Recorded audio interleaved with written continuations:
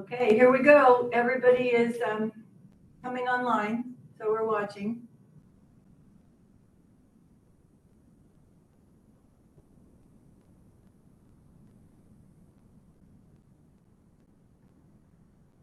Oh, wonderful. So, Mr. Jones, give me an indication when you think it has slowed down, people joining. I will. We're right at about 60 now, so I'll give it a few more minutes. Thank you.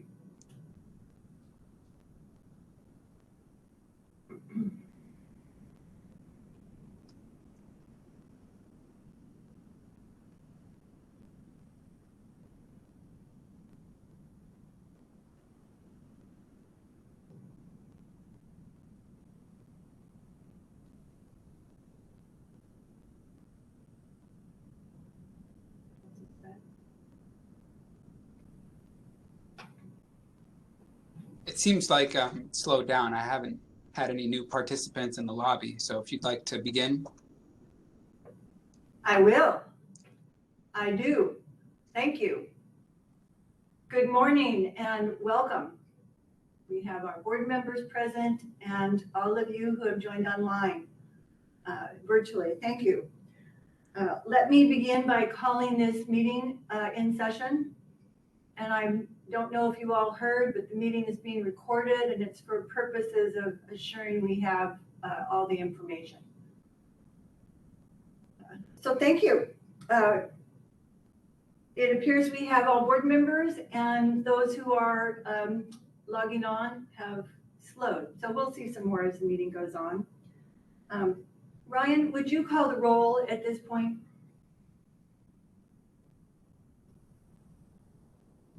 Board Member Griego? Yes, here. Board Member Johnson? I'm here. Good morning, everybody. Board Member Ramirez? Good morning. Here. Board Member Lyons? Here. Board Member Countryman? Yes, good morning, all. And President Dolan? I'm here. Thank you. My name is Jane Dolan. I am the president of the board, and as president, I will conduct this meeting. We still anticipate, but do not have an exact date, perhaps next month, that we return to meetings in person. And we're closely following any decisions that will be made regarding protocols of state meetings. So we'll look forward to that. The executive officer and myself are here in the conference room at the board offices and maintaining all of the social distancing that's appropriate. Other board members are online. I believe we're all knowledgeable. We're all online. So to tell people if they have trouble getting online when they're not online is interesting comment to me. So I'm hoping people know they can call the office if they need assistance. Those of you who are online, know to keep your audio muted until you wish to speak and to raise your hand when you do, so it can be sure to be recognized.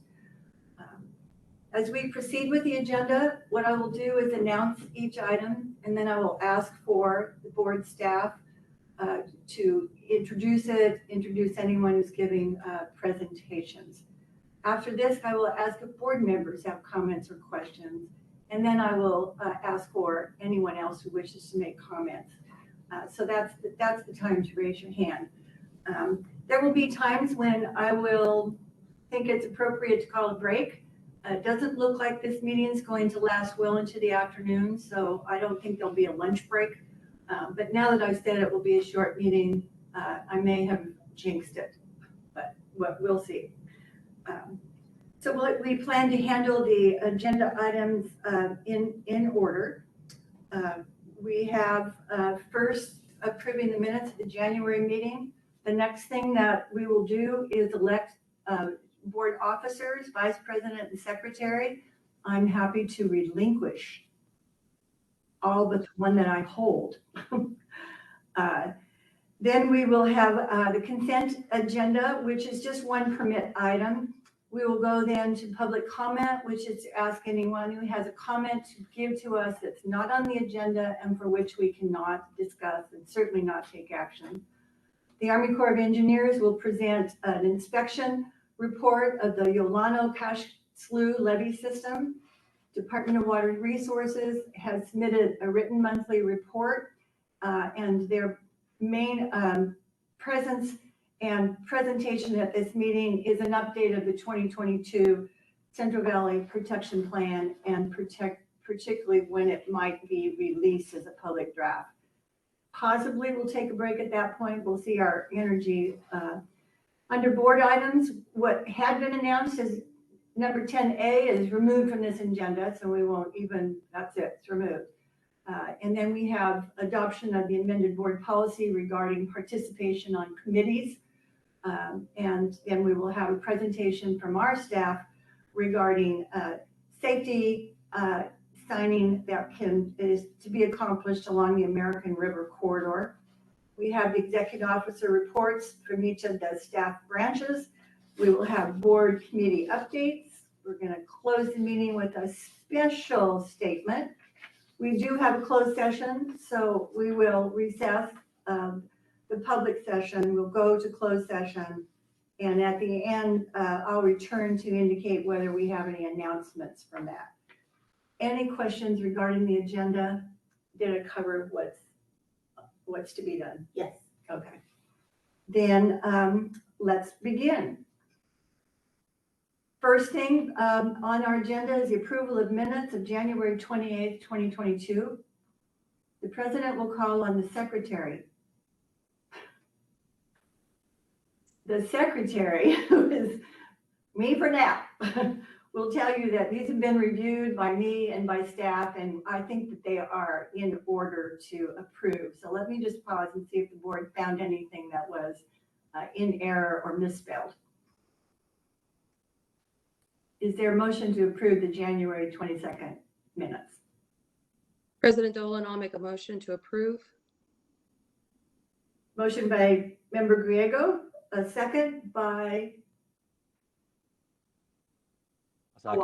Countryman, he always does. Second, yeah. Is that okay? Yeah, he just said second. Second by member Countryman. Okay. We've already asked if there are any questions. Does anyone in the audience want to talk about the minutes? I see no hands, so let's call for the vote. Roll call, please.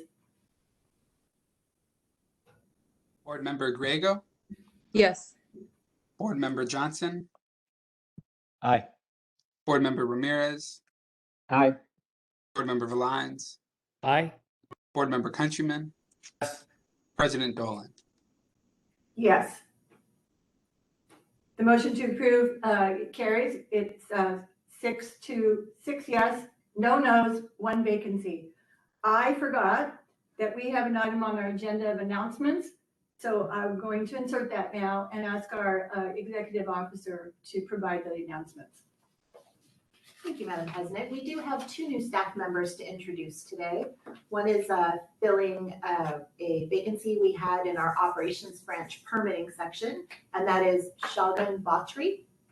Shagun is coming from most recently California State University, LA, where with a degree in civil engineering and a background in public infrastructure program oversight.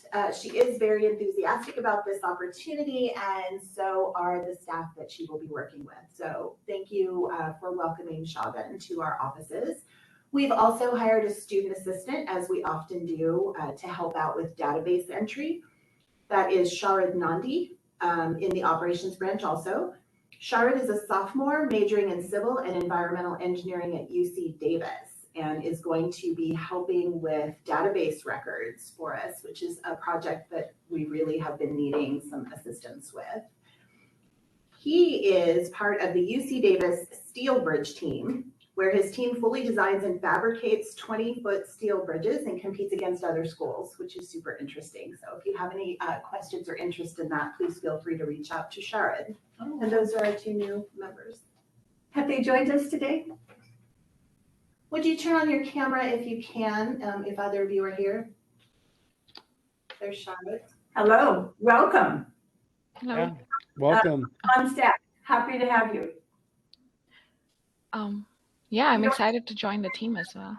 Unless you want to. Okay, well, we look forward to actually meeting you in person. So welcome to staff. Any other announcements or introductions? Nope, those are it. Anyone else have an announcement? I don't until the end. Okay, we ready to go?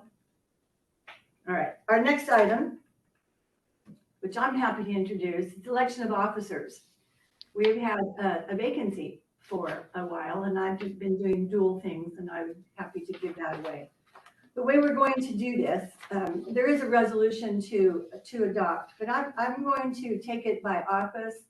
We will elect vice president and secretary, then we will elect approve, I hope, the resolution inserting the names. So at this time, I want to ask if there is a nomination for vice president. President Dolan, I'd like to make a nomination for Mike Lyons. All right, we have that. Is there? I'll second it. I think it was Tim Ramirez. Oh, Mr. Ramirez, you seconded that? I did. Okay. Let me just ask if there's any others. I hear none.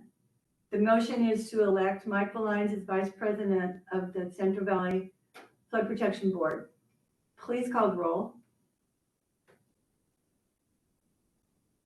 Board Member Grego, Yes. Board Member Johnson, Aye. Board Member Ramirez, Aye. Board Member Countryman, Yes. President Dolan. Yes. Are we skipping Mr. Lyons? I didn't know if he was allowed to vote for himself, but okay. Board Member Lyons. Yes, I will. We were going to give you a chance to be shy. All right, that motion does carry. 6 yes, no against, 1 vacancy. Welcome. Hooray. Thank you. Thank you, everybody. I appreciate it. I do. Thank you, Mike. Oh, look at the clapped hands and the, yes. All right. Next, I want to ask if there are any, if there is a motion to elect secretary. President Dolan, I'd like to nominate Brian Johnson. Motion by Member Grego is Brian Johnson. Is there a second? I'll second. Yeah. Mr. Countryman seconds that. Let me just ask, are there any other nominations? I hear none. Please call the roll. Board Member Grego, Yes. Board Member Johnson, Aye. Board Member Ramirez, Aye. Board Member Lyons, Aye. Board Member Countryman, Yes. President Dolan. Yes. Thank you.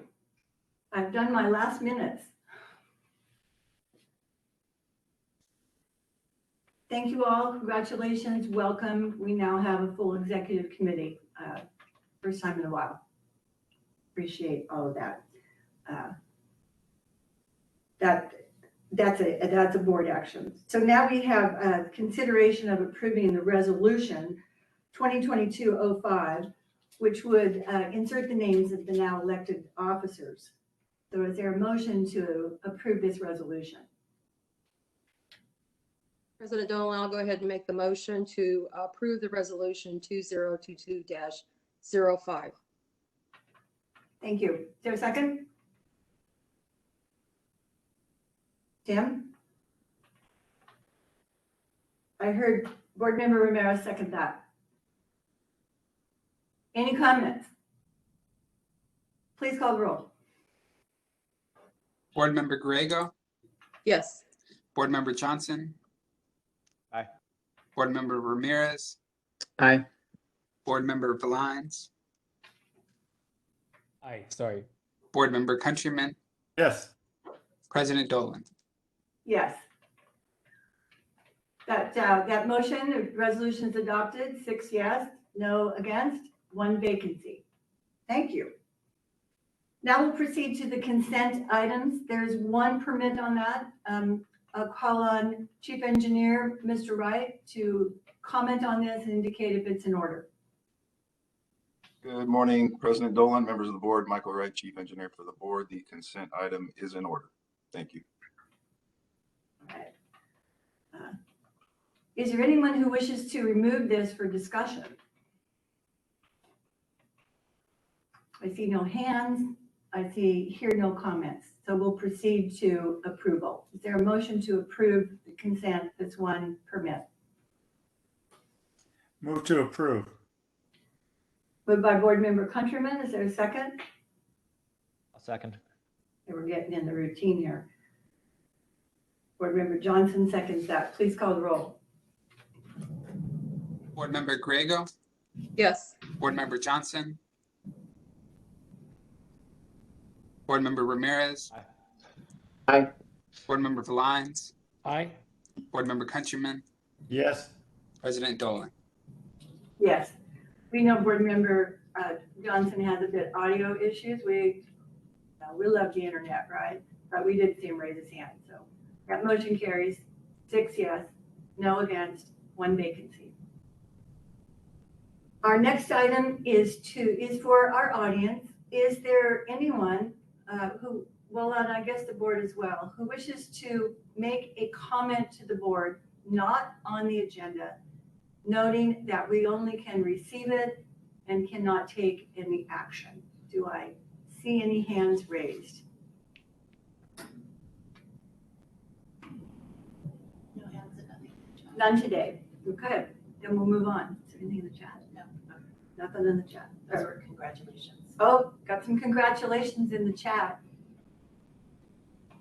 Don't see any smiles there. Okay, great. Our next item is legislative update. We did receive a memo on that, but I'll ask Mr. Soon if he has any further comments today. Good morning. Good morning, President Dolan. Thank you for the opportunity. I also want to take this opportunity to congratulate Vice President of the Lyons and Secretary Johnson on their recent appointments. Just a quick note, all my written report will stand, but I'd like to make mention of an inadvertent omission in there that I had forgotten about, which is in addition to the funding from for the appropriations bills that you see listed in my written report, there's also 157 million for Natomas that was also awarded through those appropriations. Furthermore, I'd like to give Felix Young from the Army Corps of Engineers an opportunity to provide an update on the FY23 budget. Felix, good morning. Thank you, Darren. Good morning. Good morning, President Dolan and members of the board. Thank you for having me again. Just as Darren said, I want to give a quick update on the release of the fiscal year 2023 President's Budget Proposal. So this will govern the federal budget starting on October 1st, 2022 and ending on September 30th, 2023. At this time, the schedule for releasing this FY23 President's Budget Proposal is going to be sometime early next week. I think we're tracking them on Monday, the 28th, but we have also been told that the situation still remains a little bit fluid. So hopefully we'll see it out. And of course, after that, we will also see a flood of congressional hearing activity from the various appropriations subcommittees on both the House and the Senate side. So that's the activity that we're tracking for now. And also as part of the FY22 omnibus that Darren has already reported on, we have 60 days, but required by law to produce a work plan to augment the appropriations given to us from the omnibus bill. I'm happy to take any questions.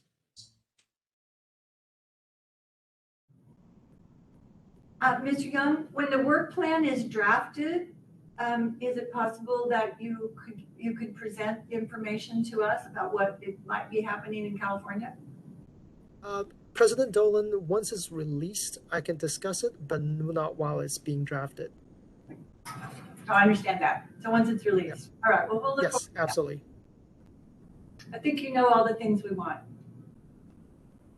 Yes, I do. Thank you, Mr. Soon, Mr. Young. Any board members have any comments, questions regarding this? I see you're all very calm. Anyone from the public want to ask a question or make a comment on that, our brief legislative report? Okay. No hands, we'll move on. Item number 8, the U.S. Army Corps of Engineers will be presenting information regarding the inspection report of the Yolano Cache Slough levee system. Mr. Mao, will you introduce this item? Good morning, President Dolan. Yes, I will introduce the item. Okay. All right. Okay, good afternoon, President Dolan, Vice President Lyons, and members of the board. My name is Eric Mao, and I would like to introduce Mr. Juan Gonzalez from the United States Army Corps of Engineers. Juan is the Inspection Section Chief at the USACE SAC District, and in September 2020, his team inspected the Reclamation District's 2068 and 2098 Yolano Cache Slough levee system. These federal levee inspections can affect a levee system's active status under PL 8499, or Public Law 8499. The levee system is about 21 miles in length, and it's comprised of 6 segments, which are operated and maintained by RD 2068 and 2098. The levee is currently inactive under PL 8499, but the LMAs have submitted a draft LOI, which is currently being reviewed by USACE. Board staff was provided copies of the final inspection report in early March, and we immediately share that with the LMAs, and so that they have a copy and they can comment as well. And after Juan's presentation, Michael Moncrief of MBK, who represents the LMA in this levee system, will also just give a short presentation or just sharing some of the information regarding the encroachments. Board staff's role in these inspections includes assisting USACE staff by gathering documents such as permits, plans, and as-builts, and other records prior to their inspection. Board staff is typically present in these levee inspections to ensure USACE and their contractors have proper access to the levee. We also review and provide comment to the draft inspection reports. So before I hand it over to Juan for his presentation, I'd just like to show a comparison report card, which compares the ratings from the 2012 periodic inspection done by the Corps and their recent inspection performed in September 2020.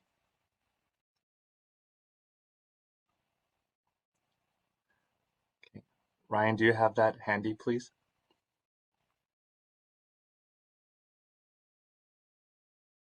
One moment, please.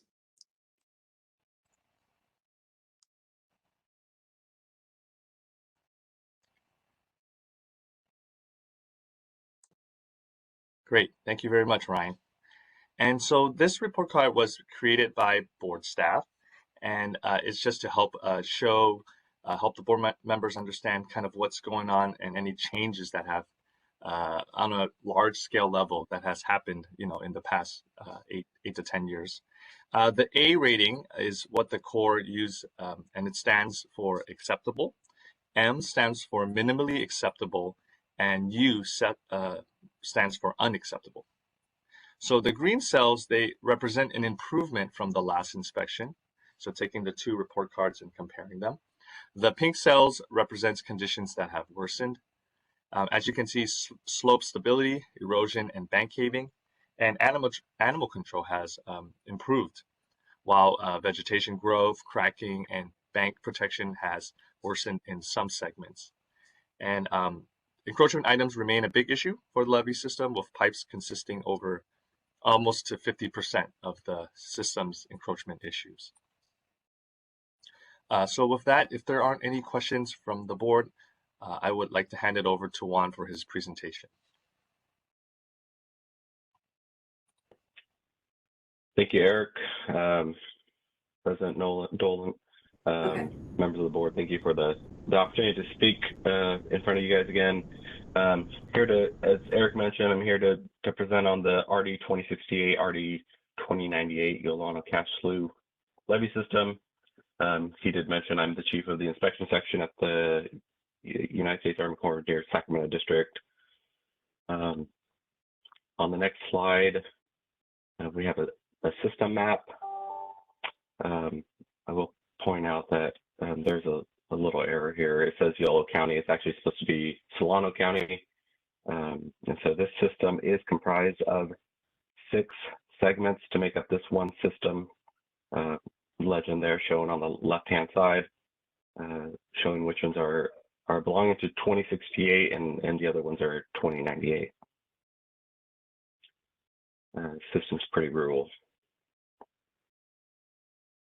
On the next slide, I can show the report card. So this report card is, as Eric mentioned, the system is currently inactive. There are unacceptable observations that are likely to prevent performance of the next flood event, which are the red items shown under the encroachments for all 6 items. And then we've got slope stability and erosion bank caving, showing some of those red items for almost all the system segments, excuse me. And then cracking for 2 of the systems also shows red. Now the pink items there, the U pink, those are items that were previously captured as unacceptable observations, and then they've continued to show up in this latest inspection. So as a symbol of, hey, they've been out there and we've seen them again, we've turned them pink.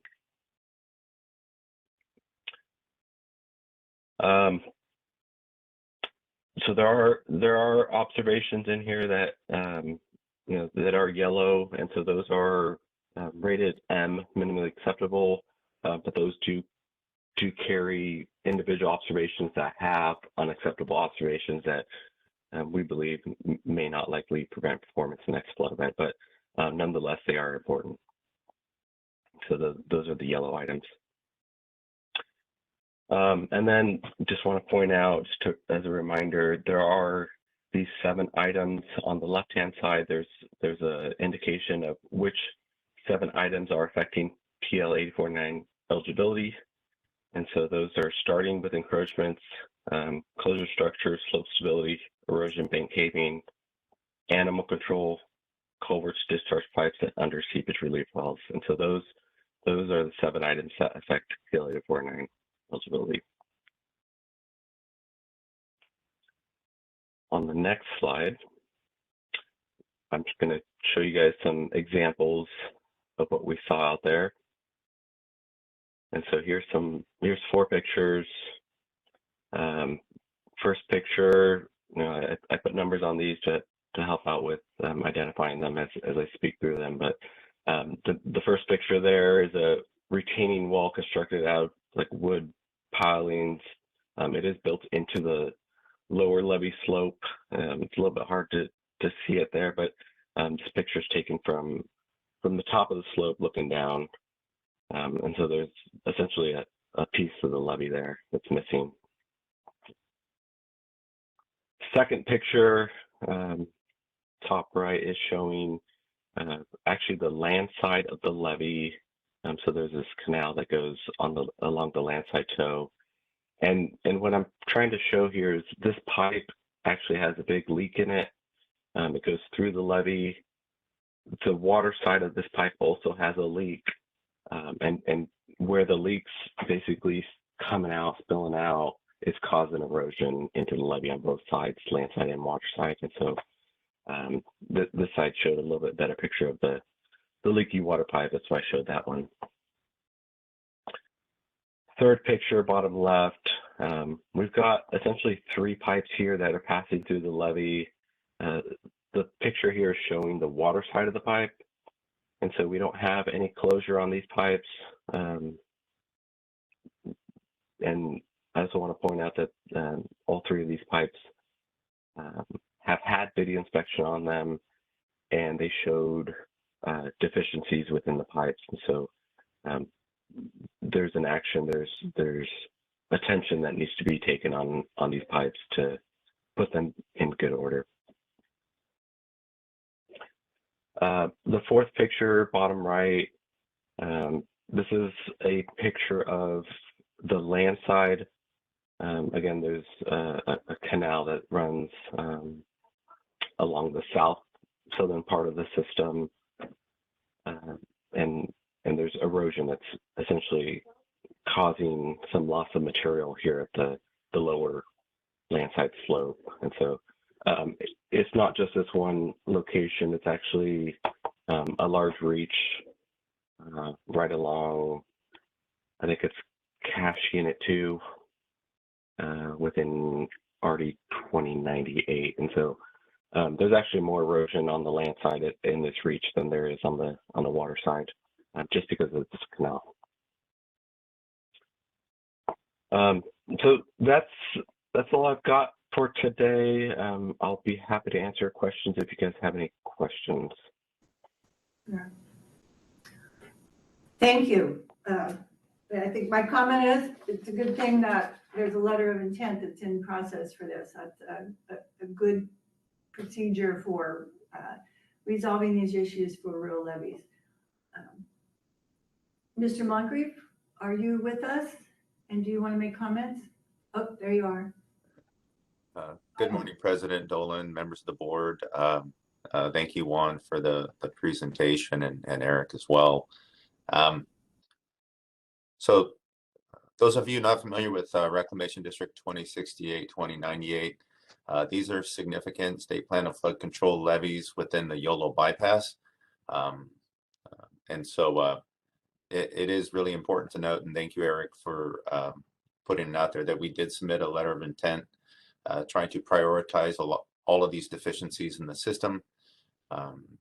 There are some significant changes going on in this system. Everybody is aware of the Lookout Slough project.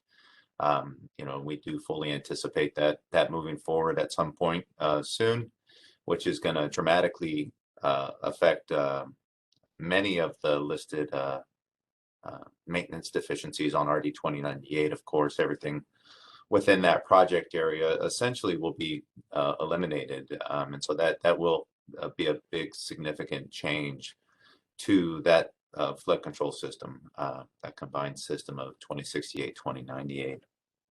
I had a brief couple of slides. I don't know, Ryan, if you received that or not, that I can jump through.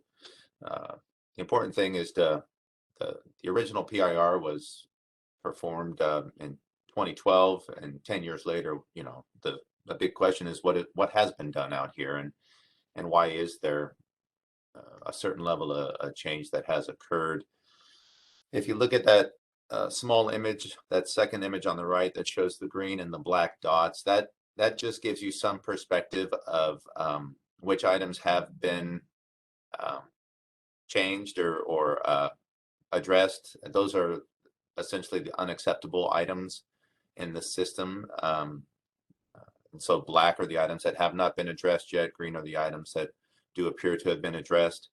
So there has been some work that's done. A large amount of that work can be attributed to, if you go back one slide, Ryan. Oh, I'm sorry, go up one more slide. Most of that work can be attributed to routine maintenance practices by 2068 and significant changes since 2017 by RD 2098 and their landowners. They've done quite a bit of maintenance work in that period of time with the landowner transition. Another significant couple of items is that obviously we had the 2017 flood events, and there was significant work by the state. DWR came in after the fact since we were inactive in PL 8499, and they did perform significant rehabilitation and repairs throughout RD 2098 and 2068. And that obviously, if there was any pre-existing sites in the PIR, those were fixed and addressed at the same time. A big thing that these local districts did was they participated in the FSRP program, and they built all-weather roads around the entire system. Their roadways were not in the best condition, and so that was something that the local agency did do through DWR programming, which was a great benefit for the districts. Just some example photos there. But generally speaking, a lot of these issues were addressed through routine maintenance practices by the reclamation districts. Next slide, please, and I'll wrap this up.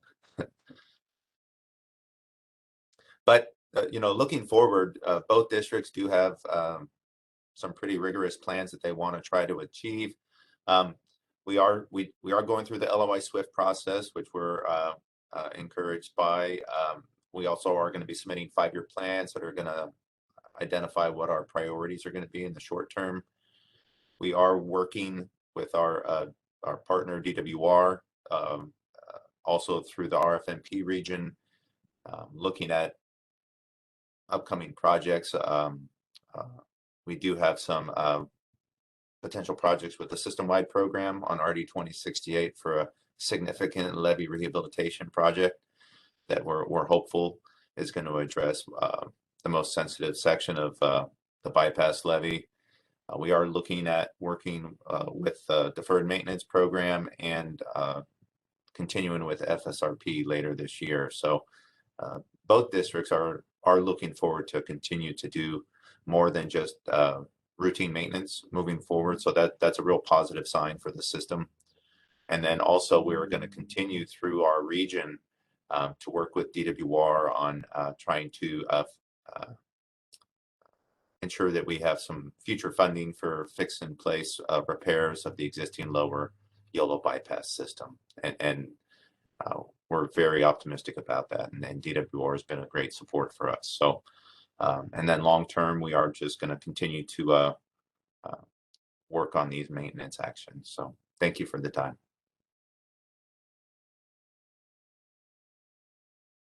Information to bring systems that have deficiencies up to good repair are a challenge, and your work is clearly acknowledged, and all the partners, we will continue to assist in any way we can.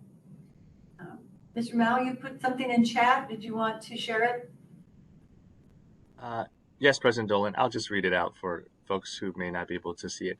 The letter of intent was submitted in December of 2021 to the Army Corps, and we're hoping to have that approved before the next flood season. Thank you. And we're hoping to have a flood season.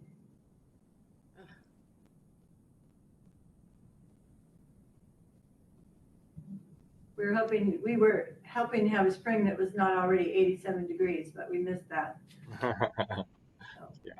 So thank you. Board members, any comments, questions on this report? Excellent report.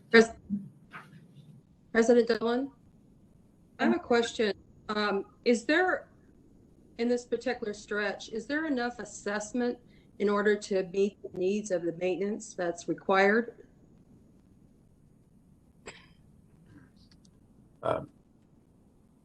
I can answer that question.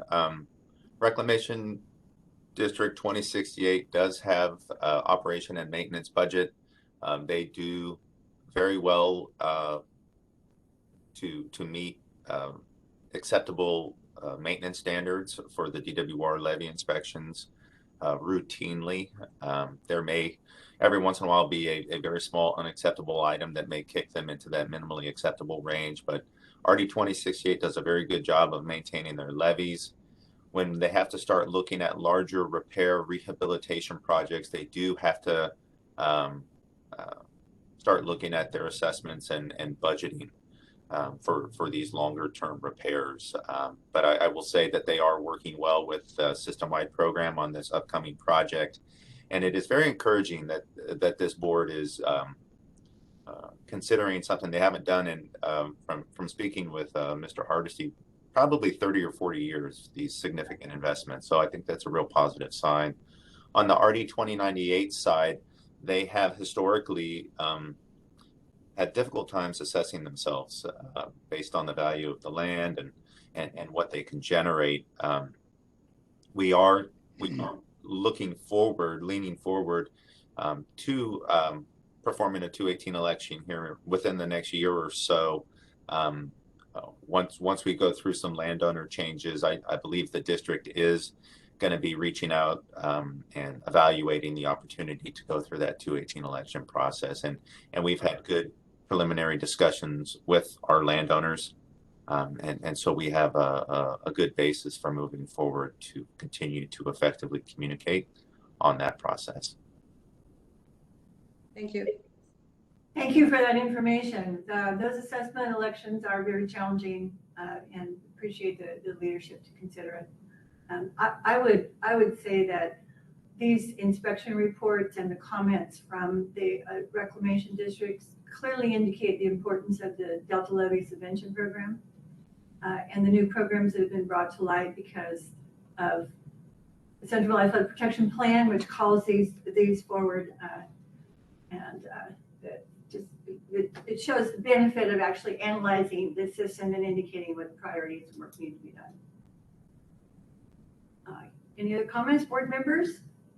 Let me ask our audience, our participants to this meeting. Anyone wish to make a comment or question?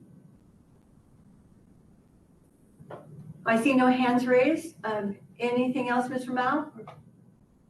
Well, thank you very much. Thank you, Mr. Moncrief. Thank you, Mr. Mao. Good presentation, good information. Our next item is the item that we place on for Department of Water Resources to provide information. I understand, well, I heard from Mr. Eric that he has another obligation today up in my part of the country, Oroville. And so we have Mr. Rother. Thank you. Good morning, President Dolan and Vice President Lyons, Secretary Johnson, and other board members. As you said, Jeremy was pulled away to the Oroville Citizens Advisory Committee meeting this morning in Oroville, so he's asked me to stand in. As usual, DWR submitted our monthly written report to the board, and Jeremy had no additional items to present on this morning, so we can quickly move on to agenda item 9B, which is the 2022 Central Valley Flood Protection Plan update. Mr. Rother? And yes. This is Jane Dolan. I just wanted to say on the monthly report, there was a correction. Okay. It was a typing error, which I can commiserate with.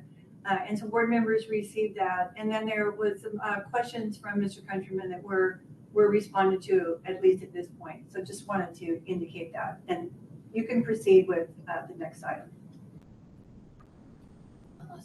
Okay, thank you. Thank you for those updates. And if you would like to have any discussion on the questions and answers that board member Countryman asked and DWR staff responded, we're happy to do that as well. I think we have people standing by to do that if you'd like. Otherwise, I can move on.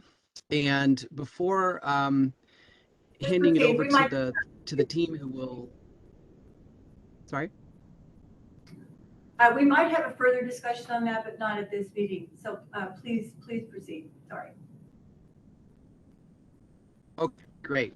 So Chris Churnell, the Deputy Director of Integrated Watershed Management, which includes my division of multi-benefit initiatives and the team that's leading the update, will provide some opening remarks before turning it over to Mary Jimenez, who leads the 2022 update team, and Jason Sidley, whose group is doing much of the work in close collaboration with board staff. And before turning it over to Chris, I just want to offer one thought, which is that I've really appreciated all the collaboration between DWR and the flood board members and staff, particularly of late, and really look forward to working more closely with the board members and staff as we head into the public review period and the hearings and work towards the adoption of the plan by the board in the fall. So with that, I'll ask Chris to step in and take over. Thank you. Mr. Churnell, welcome. Great. Thanks, Steve. Good morning, President Dolan, members of the board. Pleasure to be here. Christopher Churnell, as Steve mentioned, Deputy Director for Integrated Watershed Management at California Department of Water Resources. Definitely a pleasure to be here today and speak about the public draft 2022 CVFPB update. In close coordination with your staff, the DWR team has put a tremendous amount of time and effort preparing the draft for your consideration. And we're very excited to take the next step towards a final and adopted plan. As you will hear from Mary Jimenez momentarily, this draft incorporates constructive feedback from our local, state, and federal partners and other interested parties whom we have met with or otherwise heard from over the past several months. I just want to give a big thank you and shout out to all those who continue to help us refine and sharpen the focus of this plan update. A perennial challenge with planning at this scale is achieving both a comprehensive yet also laser-focused vision. There's some tension between those two interests sometimes, and we really have to deliver both in this update of the CVFPB. There are a lot of challenges facing the Central Valley flood system. They are well documented, not just in this and in past Central Valley flood plan updates, but also in local plans and federal plans. They are discussed in public meetings throughout the valley and throughout the year. And pretty much any given day of the week, it's not hard to find a public meeting or a forum or a conference on the topic of flood risk. The same is true for climate change. There's no shortage of conversations about climate predictions and modeling and the imperative to act now.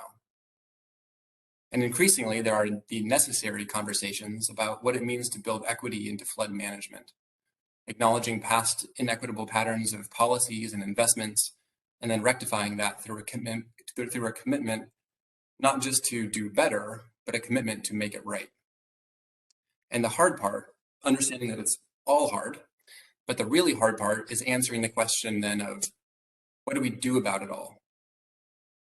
My director, Carla Namath, recently underscored the complexity of this question when she and I were talking about the deepening and truly historic drought conditions that we find ourselves in. And she said something to the effect of, one of the most consistent topics in all of our drought conversations is flood management.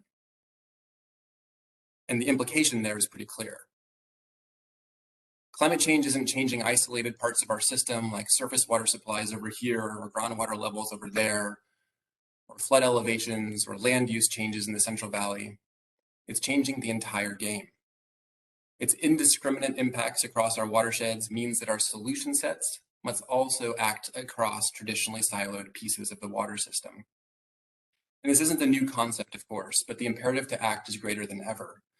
There are some wonderful examples of this work emerging. SAFCA, for example, is part of a coalition looking at the whole of the American River watershed, exploring connections between a changing hydrology, reservoir management, and downstream groundwater management. We are engaged on the Stanislaus River with SJAFCA in San Joaquin County and upstream reservoir operators, taking what we learned through similar collaborative work on the Merced River to connect the flood system to agricultural water needs, showing the power of a reimagined ag water supply to reduce flood risks to downstream communities. And those are just two examples of this exciting and necessary work. The other undeniably common theme that runs through all serious conversations on flood management these days is the power of partnerships. If we're going to achieve the work ahead, the work envisioned and certainly justified in this 2022 update of the CVFPB, we must work together. That may mean having some difficult conversations. That may mean stretching the definitions of what we value and invest in. But it also means success. I can't think of a meaningful project that's actually moving forward today that doesn't have a coalition behind it. The CVFPB is no different. The partnerships, the RFMPs, the regional scale effort, the board's advisory committee, and other public forums, this is what it looks like to make real progress.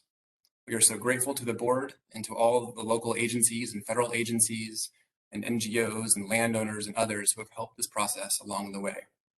We're really excited to take this next step on the CVFPB 2022 update. And with that, I'll turn it over to Mary to go into some of the details. Thanks for the opportunity and look forward to the discussion. Mr. Trudell, thank you for those comments. And I would certainly underscore, we are stronger when we work together. And that's all of our commitment. And I think that the coordination and the outreach and the working together certainly has proven we can make improvements. A lot of things still to do, but we're all on board to do it. Indeed. Thank you, President Dolan. Ms. Jimenez, are you ready? am. Can I have a thumbs up if my sound is working? Thumbs up. All right. Thank you very much, President Dolan. Thank you very much for the introductory remarks, Deputy Director Trinnell. So good morning, everyone. This is Mary Jimenez with the Department of Water Resources. Pleased to provide the rest of our update to the board today on the 2022 plan. All right, next slide, please. So an overview of my presentation today. I'll begin with a brief recap of information shared with the board last month of where we were developing this public draft, and then spend more time today focused on the public draft itself and the upcoming release. And then where we're going, pleased to be collaborating with your board staff lead, Ruth Darling, to give more detail on the draft release and upcoming public process. Next slide, please. Next slide. So last month, I came to the board and gave an overview of where we were at and how we were developing the public draft. As you'll recall, we were working from a working draft of the CVFPB that was distributed last fall. And so we began with an overview of that working draft and the status of the draft as of last fall.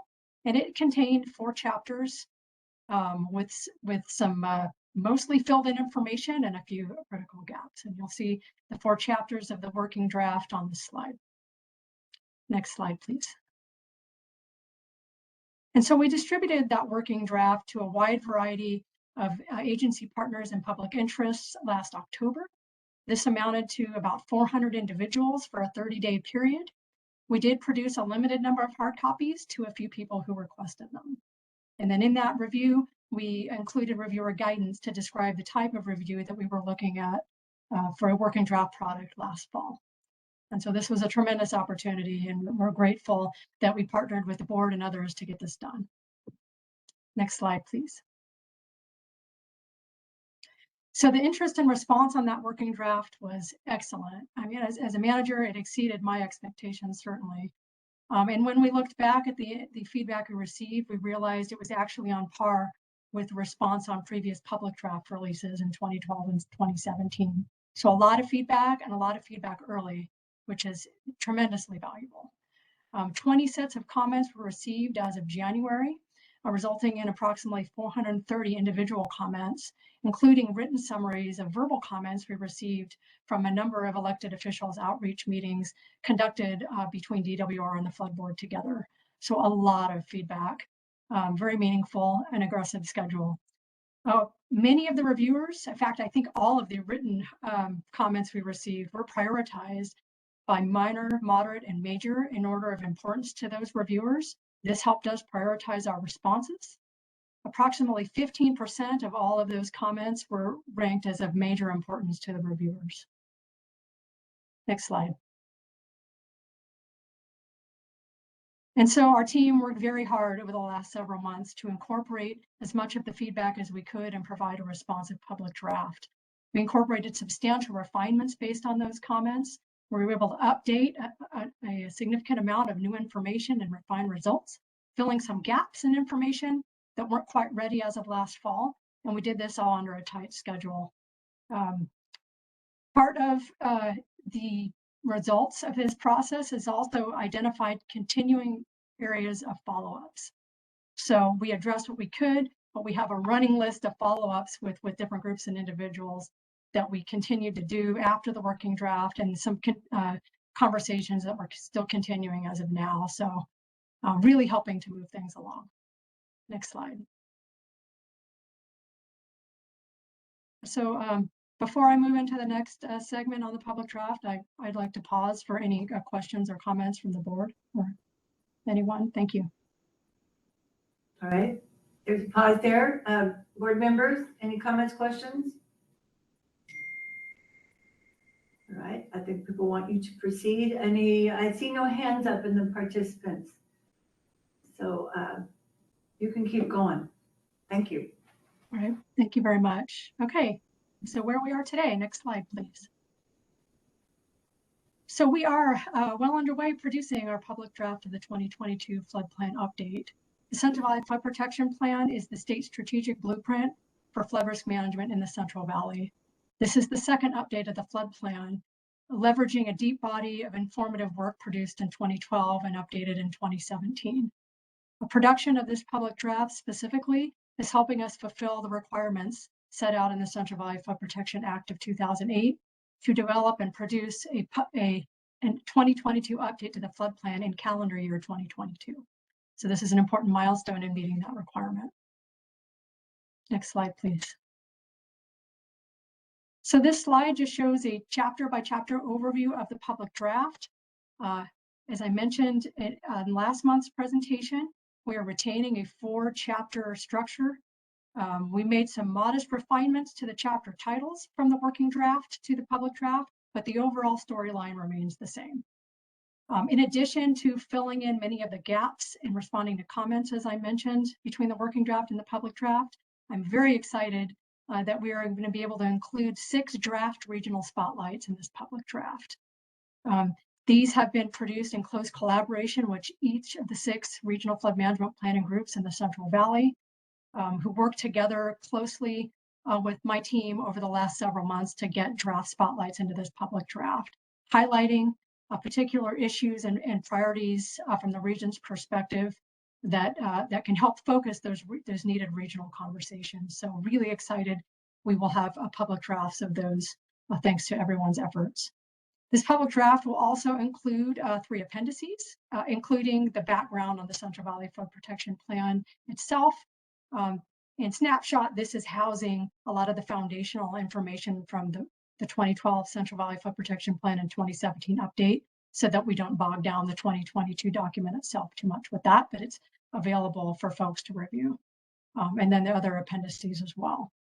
I look forward to continuing the work moving forward through the public process with the board, so that we will continue to develop the forwards that we will need from the DWR Director Nemeth and Board President Dolan, that we plan to include along with a call to action infographic by the time we deliver a final flood plan update later in the year. So we intend to continue to work together to produce those important pieces over the next several months.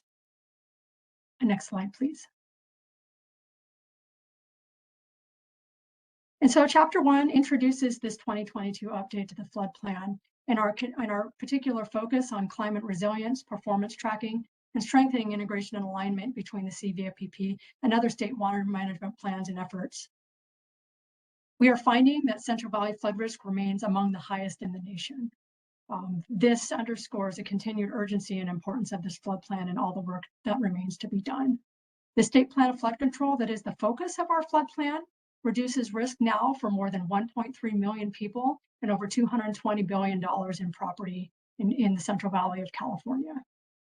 This Central Valley Flood Protection Plan update in 2022 is consistent with the previous plans. It is not a new plan, and we are prioritizing actions to address climate change effects on our system and those increasingly concerning extremes of flood and drought that we are all living through.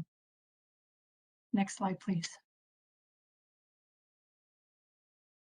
And so, as Deputy Director Trinnell well explained, our system is increasingly vulnerable to those impacts of climate change and those wet and dry swings. This climate change imperative drives a greater focus on watershed-based approaches and collaborative solutions, as is being demonstrated and recommended in this flood plan. This foundation of the Central Valley Flood Protection Plan remains the state system-wide investment approach, and at its heart, that continues to be a portfolio of structural and non-structural actions to provide reasonable, balanced, and cost-effective action to reduce flood risk in the Central Valley of California. And finally, this 2022 update is really meant to begin that important conversation around inequities related to flood management, as Deputy Director Trinnell mentioned. We're just starting to uncover some of that information now, and a lot more work remains to be done to address this important issue in the Central Valley. Next slide, please. And so Chapter 2 summarizes our implementation progress to date. It describes and demonstrates how we have achieved progress in implementation, but laying the groundwork for the fact that pace must be accelerated in order to combat climate change and its effects on the system. Since 2007, we have over 360 miles of urban and 120 miles of non-urban levees that have been repaired, rehabilitated, or improved. We have a number of multi-benefit and restoration projects that have been completed in recent years, resulting in net gain in floodplain inundation, restored riparian habitats, and modified one high priority fish passage barrier in the system. Since 2007, about $3.5 billion in state funds has been spent, and another $500 million has been committed, resulting in this progress we've achieved so far. And partnerships and collaborative efforts have been absolutely essential to the progress we've achieved so far. And those partnerships and collaborative efforts are a big portion of what we highlight in Chapter 2. Next slide, please. Chapter 2 also describes progress that we're making in better describing and understanding the impacts of climate change on our flood system. Our 2022 analyses are providing updated climate change projections that are consistent with what we found in 2017, with a more nuanced and refined understanding of that uncertainty and the components. You'll see a brief snapshot of the components here on the slide. Components such as temperature, extreme precipitation, snowpack, and sea level rise. As mentioned, extreme events of both flood and drought are anticipated to increase in frequency and intensity. So this is an urgent problem that we're learning more about all the time. And lastly, continuing to strengthen alignment between the state water management planning efforts of the Centralized Flood Protection Plan and other efforts is helping us to collectively prepare and respond to this threat. Next slide, please. And so Chapter 3 provides an updated description of system-wide flood risk, priority actions, and intended outcomes that we look to achieve from implementation of our plan over the long term. As I mentioned, system-wide flood risk is increasingly urgent under these climate change conditions. Looking into the future in our projections, life risk more than doubles in the Sacramento Basin and quadruples in the San Joaquin over the next 50 years. Specific priorities of our flood plan at the highest level that have not changed since 2012, including continuing to address those highest flood risk areas, improving system-wide maintenance, and building climate resilience. The CVFPB continues to prioritize actions for ecological resilience associated with flood management, otherwise known as nature-based solutions, as an integral part of these priorities and the approach moving forward. Next slide, please.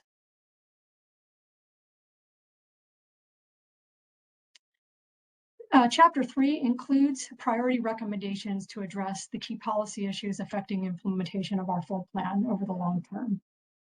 It is important to take effective and collaborative action to address these actions together between local, state, federal, and Native American tribal partners who have a growing involvement in both our planning process and implementation moving forward that I'm very excited to be a part of.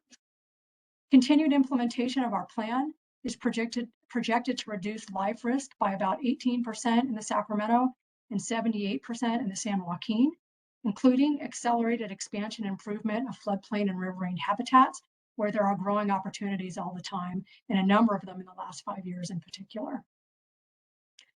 Finally, performance tracking indicators and metrics, while we've made a good start in 2022, have room to be further developed and expanded to track outcomes and return on investment for the state of California. And very pleased that a part of this expanded performance tracking is now including a societal value of equity and social justice. Next slide, please. And so Chapter 4 is our investment strategy and imperative to act. How are we going to get all of this important work done together? We have updated costs of capital and ongoing investments over the next 30 years. So now our current estimate in 2022 is now 25 to 30 billion in combined responsibility between local, state, and federal partners. That investment need is further broken down into ongoing and capital investment types. Ongoing investments of more than 300 million per year are needed for routine activities such as emergency response, system-wide flood maintenance, and flood management planning. Capital investments needed are one-time funding for construction improvements in many locations throughout the system in the range of 19 to 23 billion of that total. As I mentioned, that implementation is a shared responsibility, and increased funding is needed from state, federal, and local partners involved in implementation together. Looking back on the last 5 years in particular, we are seeing that our ongoing investment pace and those increases are generally on track. So we've benefited well from the increased focus on ongoing investments that occurred following the 2017 update. But capital that needs continued focus, and the capital investments must increase more as well. In order to deliver on this ambitious plan, we need a great focus on capacity building across all levels of government, with particular focus on our local partners in areas where we may be struggling with equity and institutional capacity. So that is a huge lift and a big area of focus. Next slide, please. And so with the imperative to act and just summarizing where we're ending in chapter 4, climate change is a major problem that is requiring us to act urgently in order to prepare for the next inevitable flood disaster. So you might ask, why do I care about a flood in a drought? My groundwater is going down. My garden is dry. This is terrible. Why do I care about flood? Every drought ends in a flood, and flooding can even happen during a drought. We've had a few examples of that over the next 5 years, so we cannot stop thinking about flood during the drought that we're in. Flood management solutions must span traditionally siloed water sectors to maximize flood system resiliency and support other water benefits. Flood management cannot be viewed in isolation in California, and especially not in the Central Valley. So how can we benefit more than one sector in our flood management solutions and really double down on those? This $25 to $30 billion over the next 30 years is extremely ambitious, but paramount. And we cannot leave behind the Central Valley vulnerable communities in this effort. And addressing the issues associated with equity is an important part of that. And last, but certainly not least, the stronger and what I'll say innovative partnerships that we need between our state, federal, local, and tribal partners is critical to success so that we can all do more together. Next slide, please.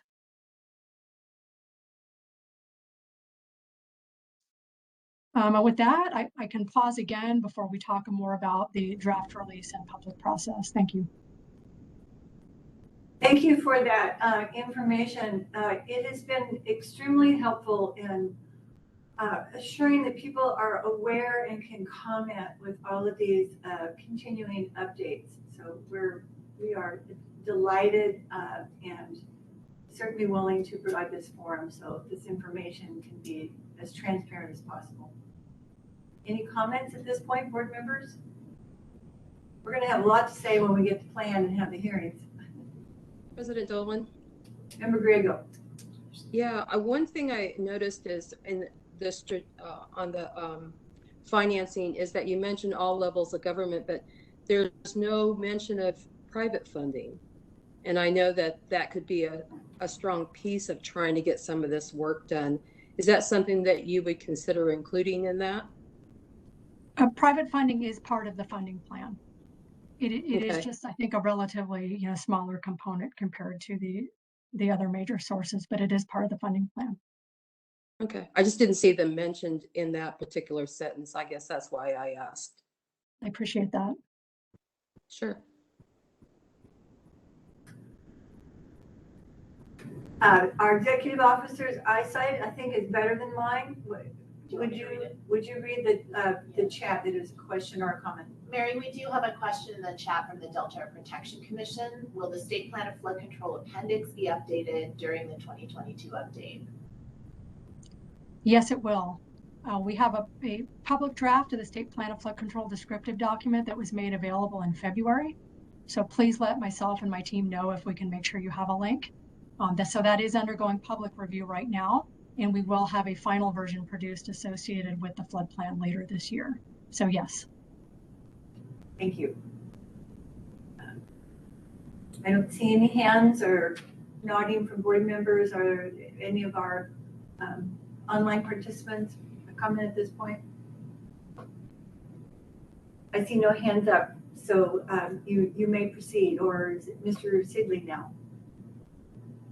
I'll continue, thank you, and I'll be working with board staff Ruth Darling on this part, but I'll begin. So we're looking forward to an early April public release of this 2022 flood plan public draft, including a website posting. And so that will mark the beginning of a 45-day review period that Ruth will speak more about briefly. So we look forward to our continued partnership between DWR and the Flood Board during this public process. So as you can see, we're getting very close, looking to release in the next couple of weeks. Next slide, please. And so this is just a visual update of where we're at in our overall schedule, getting close to the public draft. Thank you for the comment about the State Plan of Flood Control descriptive document. You'll see that here with the flood system status report. The public drafts of those documents was released in February.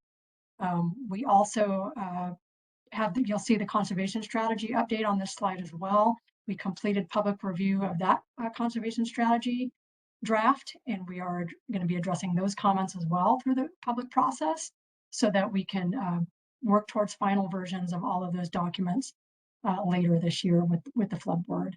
So I also wanted to mention on this slide that remind the board and our actively involved partners in interest that we are producing an addendum for this 2022 update to comply with the California Environmental Quality Act. And that is an addendum to the 2017 Supplemental Program Environmental Impact Report.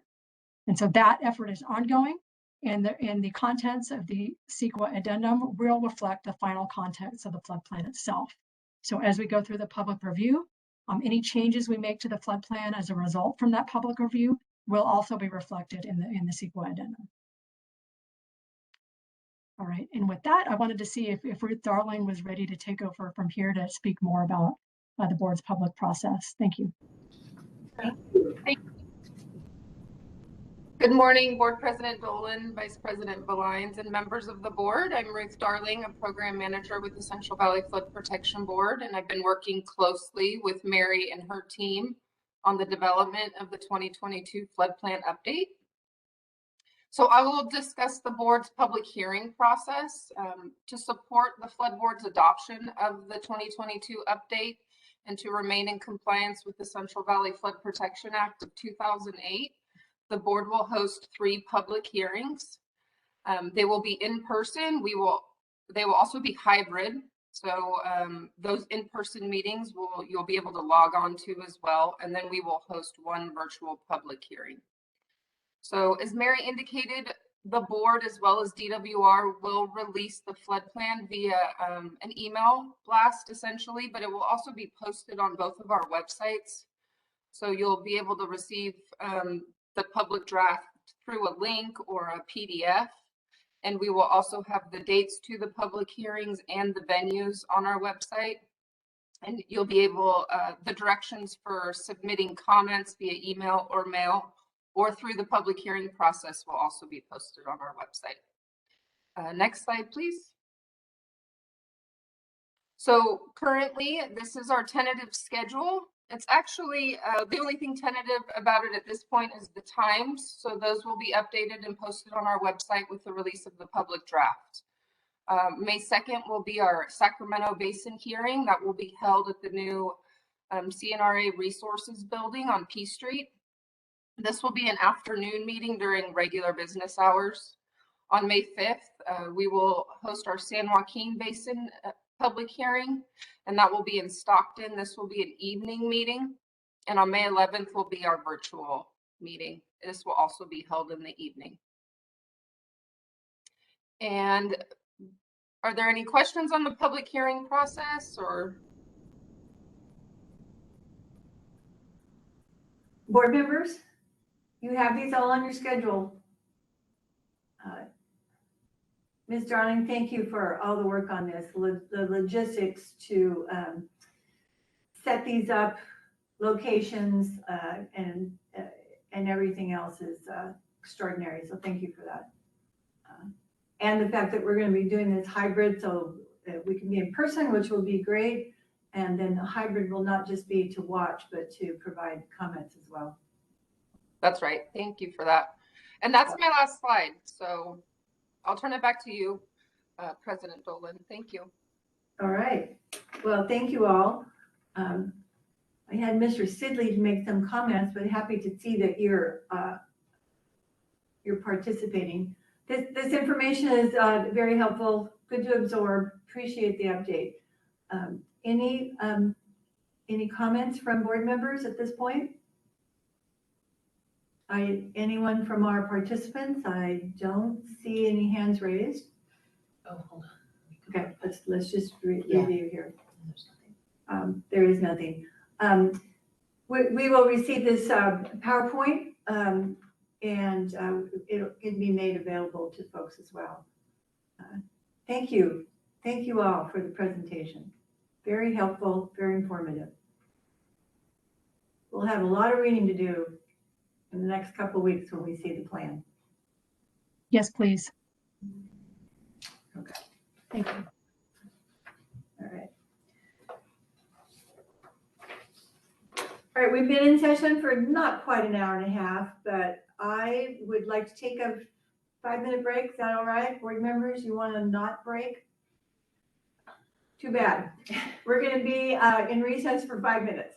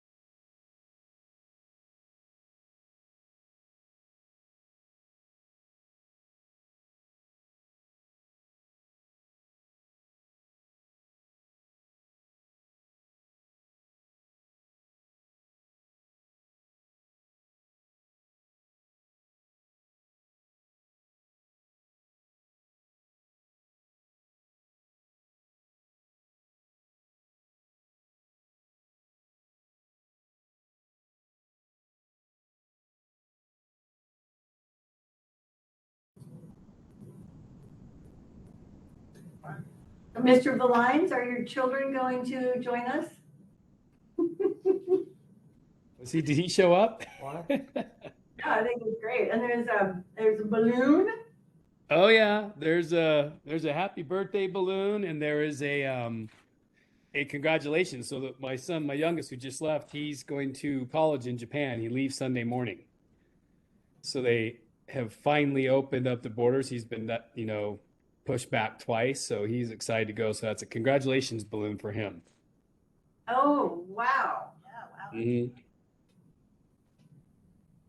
Good for him. Terrifying for the parents. I was going to say, how are you doing with that? Well, he's right here, so I'll say great. That's yeah. Congratulations to him and parents. Wow, you got a lot to do with something. Yep.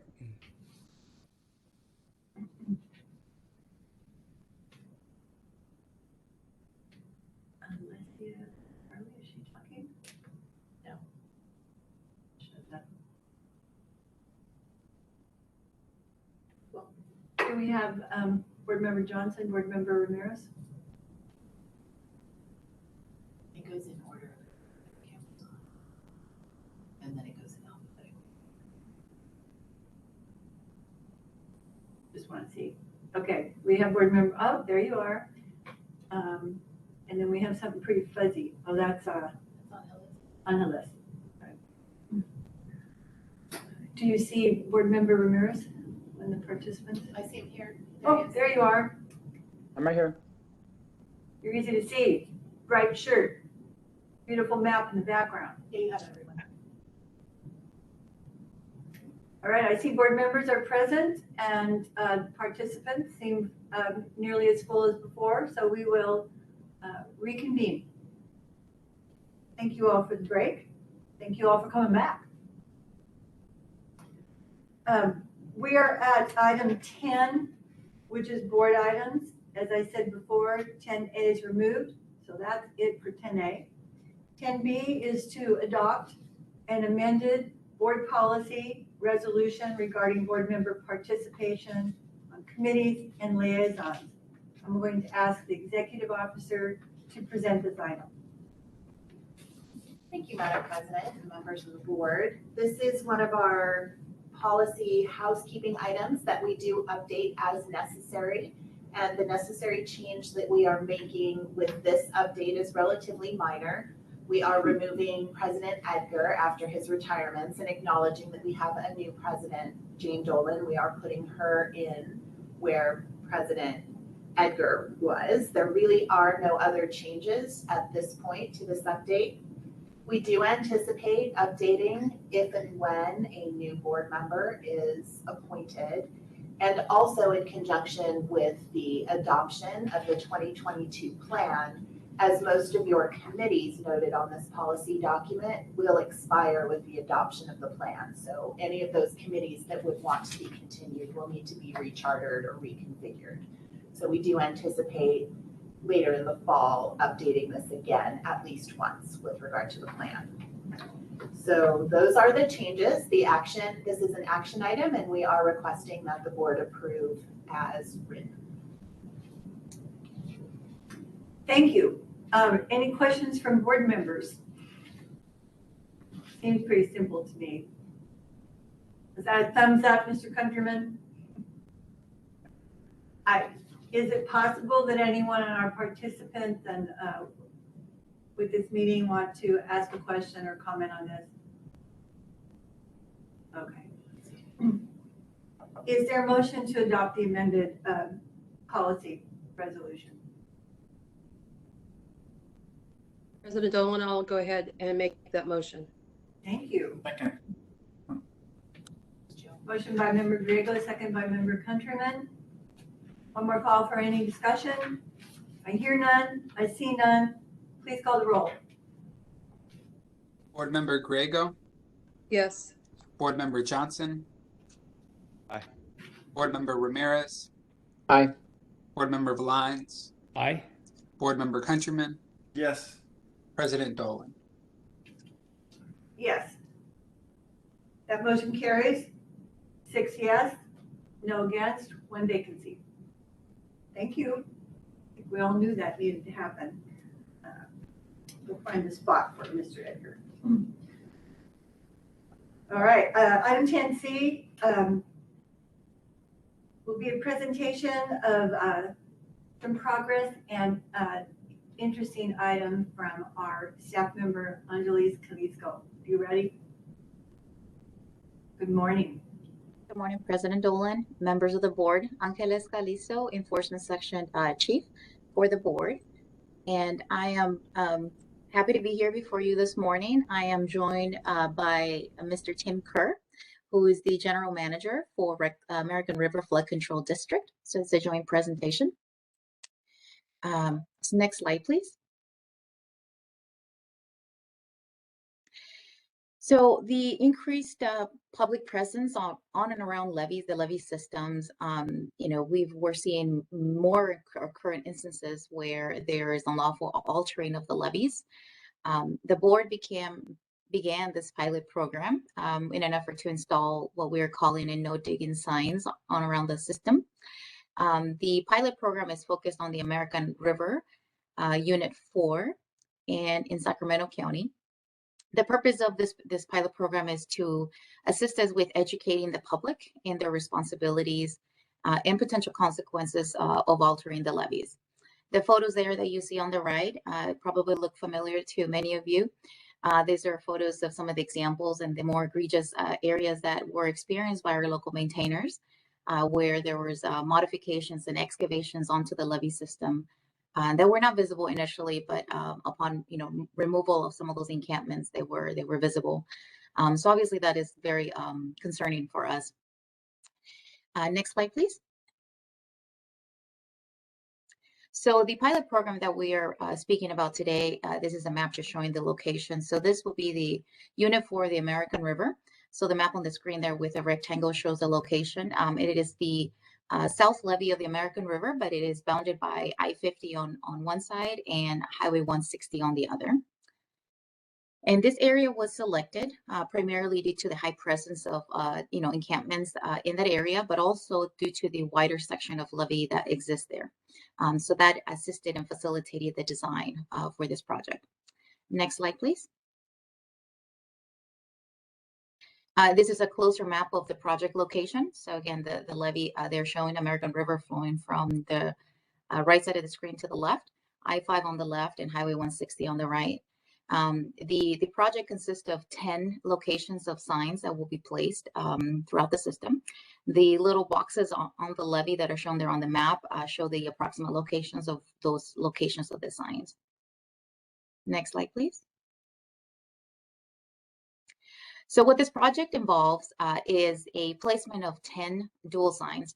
Those two signs that you see there on the screen are the two signs that will be accompanied one with the other that are going to be placed at 10 strategic locations within that levee system. The secondary sign was developed following some conversations with trustees from American River Flood Control District. I think those are very crucial. Again, I think they're helping with the public's effort, right? The educating the public, they simplify the intention. Many people might not know what a levee is, so we were hoping to kind of simplify what was meant with the first sign. And then if you click on the slide, Ryan. So on the right side of the screen, you will see sort of the profile of what the signpost installation will look like for this project. Showing the footing detail, but the post itself, and then the position of the two signs. Next slide, please. So the pilot program was pretty thorough on our end. It did involve some engineer design plans that accompany this project. These are some of the screenshots showing what those design plans look like. The intent here was to ensure that the design and the installation would meet, would not be an issue for the Army Corps of Engineers during their inspections program. So part of that design that involved is looking at cross sections that we generated through the levee segment that we were looking at, and the footing installations were shown to be outside of this, the standard theoretical levee prism, and therefore outside of a 408 formal 408 review. So we were strategic in that sense to make sure that we were able to simplify the design, not only for the ability for the LMA to install them, but also for the installation cost that would be associated with that design. So the section on the right is a typical levee cross section. There were 10 that were done for each signpost location. And then it's probably hard to see on your screen, but there's a little elongated triangle, I guess, that you would say that you'll see on both left and right of the screen there within that cross section. And that's the depth of the footing, showing the footing depth relative to the theoretical levee embankment. Next slide, please.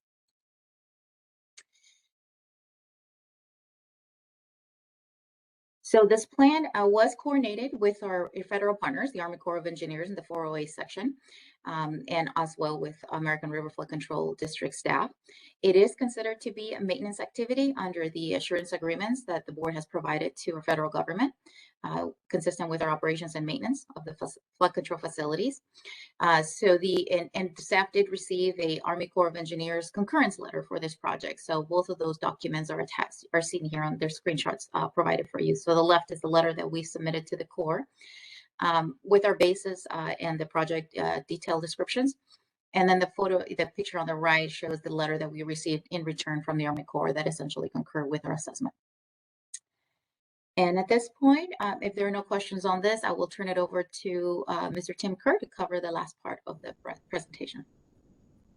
Thank you for that information. And thank you for highlighting and detailing that the board follows its own policies and regulations on this. It was a challenging to do and a significant problem in all of our communities. So hopefully this has some benefits to not destroying or harming the system. Mr. Kerr, we certainly appreciate all of the effort and partnership with the district. Would you like to offer some comments? Yes, thank you. Good morning, President Dolan and members of the board. And thank you, Angeles, for the opportunity to work with you and your team on this program. I think this is going to be very beneficial for us here on the American River and in Sacramento to help us with our messaging and to get our message out to the public of what we're trying to protect and preserve on the levees. We try to engage with the camping community to inform them about the importance of the levees and how important it is not to damage or dig in the levees, but we can't be out there all the time. So this signage is really going to help us identify, where the levee is, what is the levee, and that it's just really paramount that we don't damage the levee. So it was really great working with Angeles' team. They were very open to our comments and our suggestions. And I really appreciated that in this effort, we balanced the need to get our messaging out with being careful not to overburden the levee with new encroachments, because any encroachments out there kind of impede our access and our ability to mow and maintain and inspect. But I think we struck the right balance here with these 10 sign locations. And also, Angeles' team was very good about finding cross sections with a little extra width of the levee so that we could excavate down to put the footing in. We didn't want to put them in really tight levee sections where we would damage the actual levee. So we're mainly putting all the signs either on gates or in overbuilt sections so that the digging doesn't impact the levee structure. I also want to thank you and your team for allowing my trustees to participate. They were very interested in this program when I explained what we were working on, and they wanted to attend a couple meetings to hear what we were talking about and weigh in and give helpful comments. And they were the ones that asked if we could include the diagram of the levee rather than just having the words "no digging in the levee." They thought it might be helpful to include that diagram, and I think that was a real improvement. That was a real benefit. So thank you very much for considering their input and allowing that addition. We hope to install these signs in about the next month. So I'll be keeping in close contact with Angeles and her team and letting her know how that goes. I don't anticipate any difficulties. And so right now we're just sourcing the materials that we need, the steel posts, and it should be pretty straightforward. If you have any questions, I'd be happy to address them. Thank you for that. Yes, it's an interesting challenge that we put up signs for no digging, that we make sure we don't do digging where it will be harmful. And having your staff and workers who live and work on this daily was very helpful. That visual, I think, is going to be important. I have a question. Board members, Mr. Countryman? Tim, do we have any reason to believe this will be effective? Yeah, I do. It seems like when we communicate with the campers, they're pretty open to it. I think a lot of them, their first priority isn't necessarily protecting the levee because they're not thinking about it. They're just looking for a spot to put their tent. But if they know to just stay back from the levee cross section, to stay back from the slope, oftentimes they do. I think this could help. I mean, we see all kinds of trash out there. We see them defecating and so forth, putting stuff in the river. It's just hard for me to believe that this sign is going to make some kind of difference out there. Yeah, we're hoping for small victories because it seems like if we can get half of the people out there to heed our requests, that's a huge improvement. Incremental type. Okay, thank you. I don't think there's any expectation that this resolves the homeless issue in any community. But to the extent we can identify this is a very important infrastructure for safety of lives and protection of property, and we'll make the effort. Thanks for all the work. Any other board members? I don't see any hands up. Let me offer an opportunity to our participants to make a comment or ask a question. I see nothing. Thank you very much. Well done, Ms. Calizo. Well done. Mr. Kerr. Ditto. Thank you. All right, our next board item, is she staying on? Make another comment. Okay.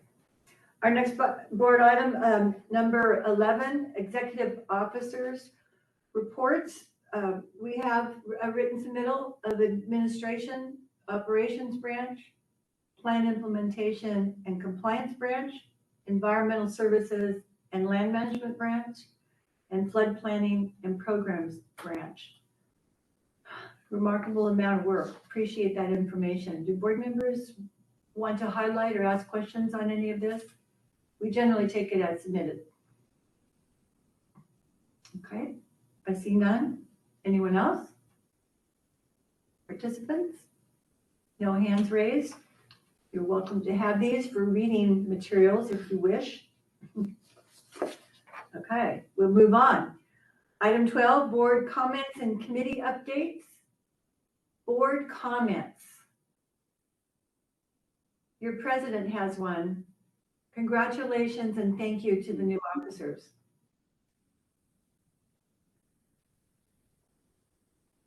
We have some work to do. I'm just delighted with all of you. I have a comment, and Board Member Johnson might agree. I believe that the advisory committee does wish to meet again once the conservation strategy is released to have a discussion on that and a sharing among themselves. You're nodding. So that's a TBD. All right. No hands up. We'll go to item 13, upcoming meetings and topics for the board.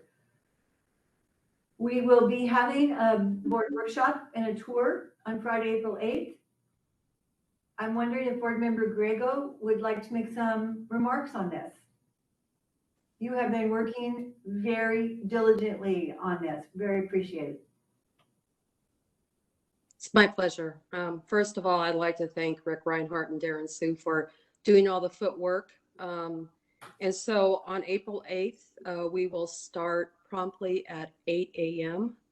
It'll be started at Duke's Diner. I'm sponsoring the breakfast for the group in our new patio that I've been working on for 2 years. And this tour has given me a timeline to get it done. And so I really appreciate that. The board will be accompanied not only with our board staff and DWR, but also local elected from the county and from the water agency. We're going to take a bus at 9 o'clock. I've invited Glenda Nelson, who is chairwoman of Enterprise Rancheria, to join us and talk about the work that we did, that Three Rivers and the tribe did together with some of the natural resources that were discovered on the setback levee at the Feather. And that will be our first stop, is at the setback levee. We'll also be in the area of the goldfields of the new levee system that was just completed.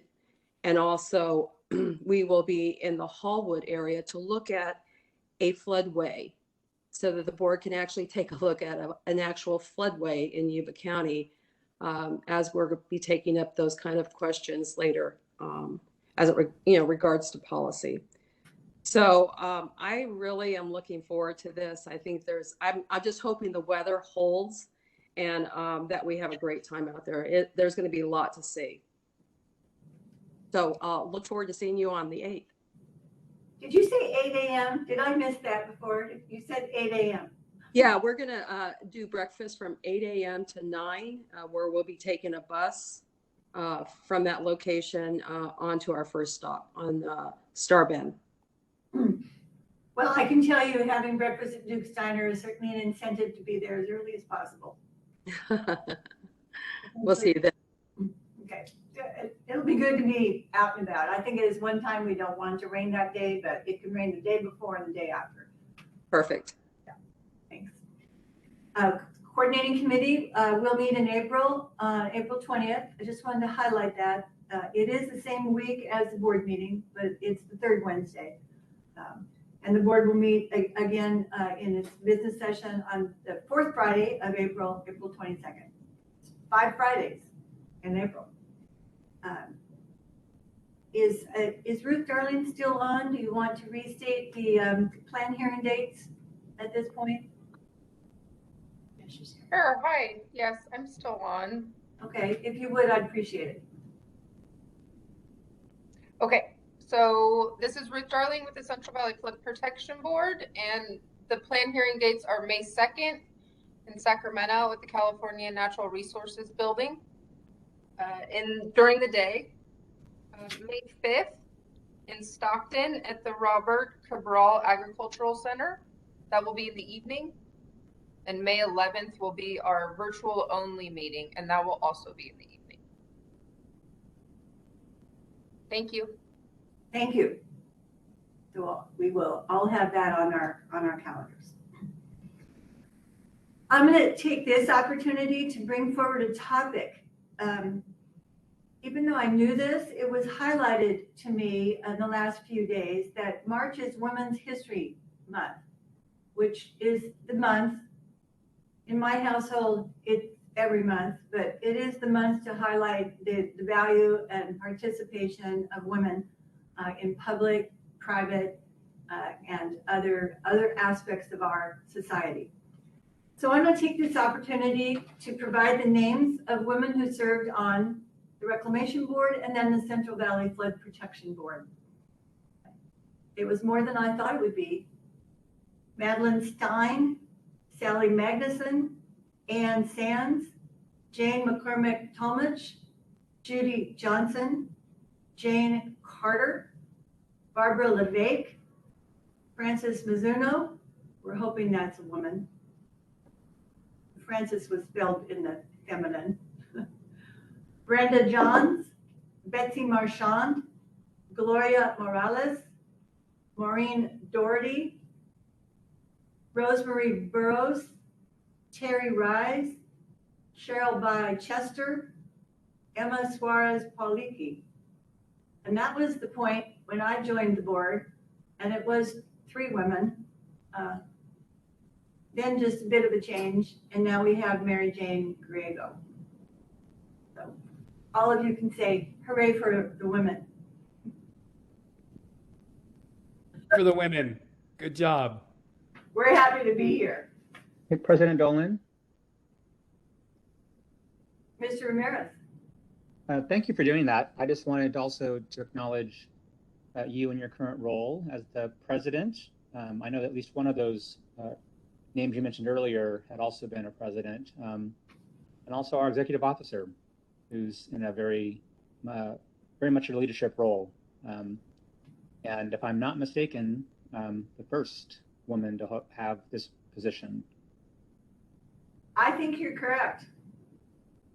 Thank you for bringing that up. I can't believe I didn't say that. Yes, I think it was Betsy Marchand who was the president. Maybe there were three. I think Barbara was also. I could be wrong. And Barbara LeBake as well. Proud history. Thank you, President Dolan, for doing that. President Liz, well, staff brought that up. I was being a bit shy, but that's great. It's many of these women I know and admire and see as definitely an icon and someone to emulate. All right, we're going to go to closed session. We will recess. We will hold the closed session. The board meeting will reconvene at the close of that. I don't know when it will be, and there'll be an announcement of whether or not there are any actions that will be taken. I just don't know. So if Mr. Dua would indicate the topics that we will discuss in closed session, I'd appreciate that.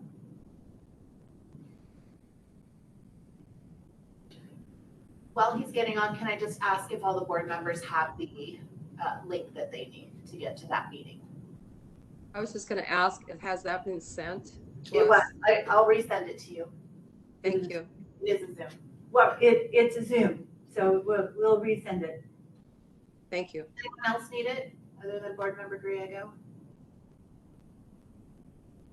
You all will not need to come back. I will, to make the announcements and adjourn. When this closed session is completed, there'll be an announcement, if or not, action, and then it will be adjournment of the meeting. Mr. Dua, what are we going to be discussing, just by topic? Thank you, President Dolan. We will be talking about the Meyer versus the Central Valley Flood Protection Board matter. All right, thank you. At this point, the board is in recess for an indeterminate time until we return to adjourn. See you all on Zoom. See you on Zoom. Or 6 of you, 6 of us.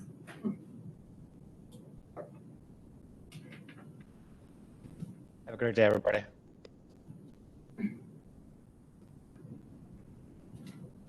Okay, we are. Stay on. We'll do Zoom on my iPad here.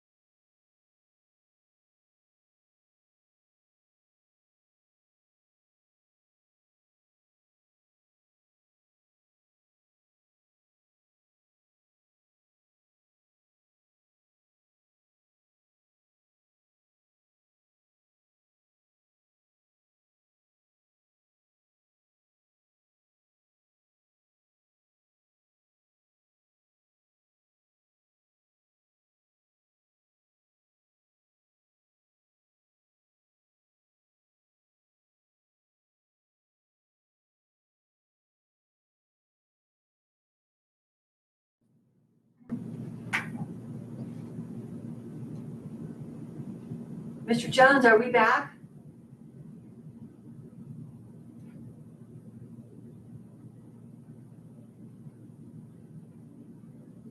You are back, by the way. I don't know where Mr. Jones is, but. Oh, thank you, Mr. List.